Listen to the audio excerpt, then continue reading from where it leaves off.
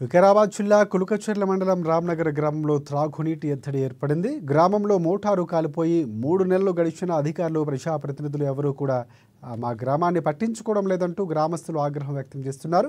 వారం 10 రోజులుగా మిషన్ భగీరథ నీరు కూడా రాకపోవడంతో తాగునీటి సమస్య ఏర్పడిందని స్థానికులు లభోదీపమంటున్నారు.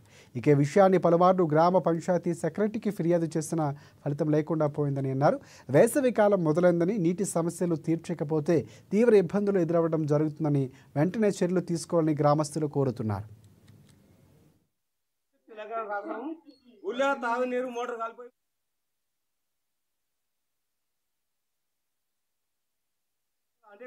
మండల ఆఫీసర్ కానీ ప్రజాప్రతినిధులు కానీ మా గ్రామాన్ని ఎవరు పట్టించుకుంటలేరు.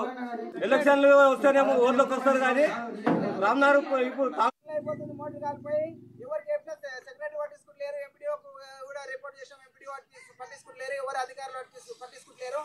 నీళ్లు లేక చాలా తిప్పలు అవుతుంది. వీడికి 3 నెలల నుండి నీళ్లు లేవు. ఎండాకాలం వస్తుంది అంటారు, ఎవరికి చెప్పినా ఏం చేస్తారు. గ్రామ పంచాయతీకి చెత్త ట్రాక్టర్ కూడా వస్తలేదు. ఇళ్ళ ముందర మొత్తం చెత్త వేరుకపోయింది. చాలా సమస్య.